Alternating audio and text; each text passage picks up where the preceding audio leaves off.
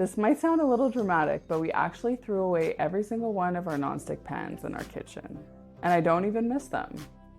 Now, before you panic, this isn't about fear, perfection, or judging anybody else for using nonstick pans.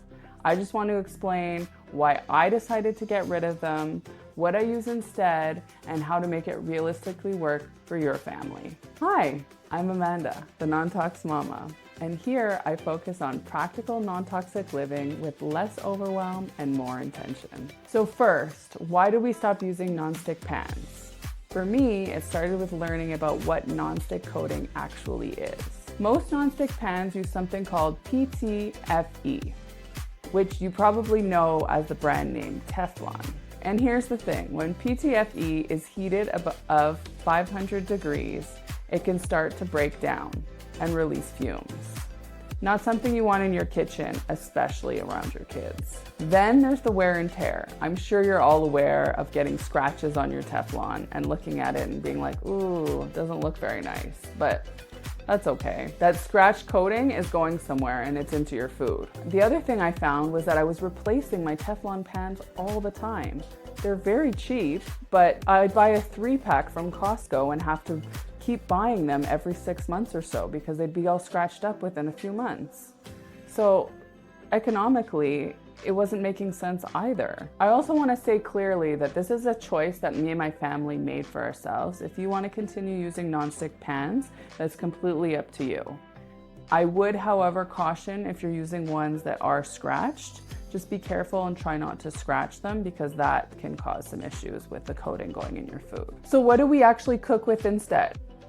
Most of the time it's going to be stainless steel. I got the pack from Costco, the Kirkland brand stainless steel pots and pans. And once you learn how to cook with stainless steel, it's actually superior than using the Teflon. And the coating doesn't wear off at all. I also use the cast iron Dutch oven, so we'll use these for cooking whole chickens or roasts, pork loins, things like that in the Dutch ovens.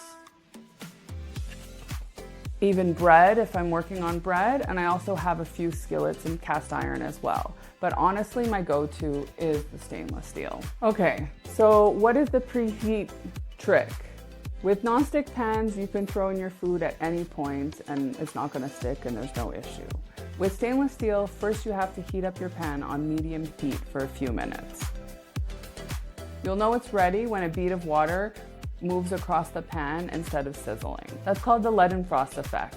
It means that your pan is hot enough that your food won't stick. So second, you add your oil, whatever oil you're cooking with. Typically for me, it's gonna be some kind of animal fat. Beef tallow is usually my go-to, but sometimes I'll use lard or things like that as well. Leftover bacon grease, anything. Let your oil heat for 30 seconds or so, and then you add your food. Now, the trick with after adding your food is to just let it cook. Don't play with it over and over again because that's how it starts to stick. Just let it cook for a reasonable amount of time, let's say 5-10 minutes, and then you can go and flip it. You'll start getting to figure out how long things take and then go from there. Honestly, once you get into the habit, it's very simple and becomes automatic. Now, for cleaning your pan afterwards, the easiest way is to put a little bit of water when your pan has cooled off a little bit but is still warm, and then just try and scrub it with a sponge or a cloth. If you're still having some stuff that's caked on there a little bit, maybe you've been doing a lot of cooking in your pan. We see that usually when we do all our cooking for the week on Sundays. My husband is cooking multiple things in the pan and then things start to stick a bit. In that case, we actually use these copper scouring pads, which are really great for getting off anything off stainless steel, especially when they start to turn the color a little bit. You can spend some time with the copper pads just scraping that off. Another great trick is to use baking soda and make a bit of a paste with some water and let that sit there for a little bit, and then you can go and scrub that off. And if you have some really stubborn stains, you can use a mixture of lemon juice, salt, and some baking soda. And the combination of those, you kind of rub the lemon across after sprinkling some salt and some baking soda, and that really helps get things off as well. Just little tricks that you learn along the way. I also sometimes use some glass if I'm cooking in my toaster oven, heating things up, warming things up. I use just our glass containers that are oven safe. So I'll just throw that in there, take off the lid and throw it in there for a bit.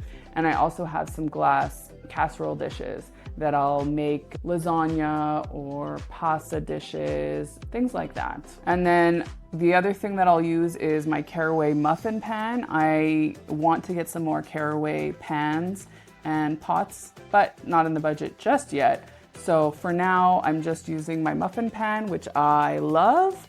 And then in the future, I will get more and let you guys know a bit more about those as well. Non-toxic living doesn't mean you need to use one perfect pan for each recipe and have a different pan and pot and tray for every single thing that you make.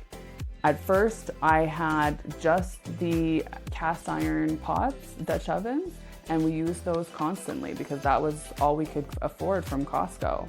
Then we bought the stainless steel Costco set, and we use that pretty much all the time. And then I've slowly started adding in pieces like my Caraway muffin tray, which has been a long road till I got to this point.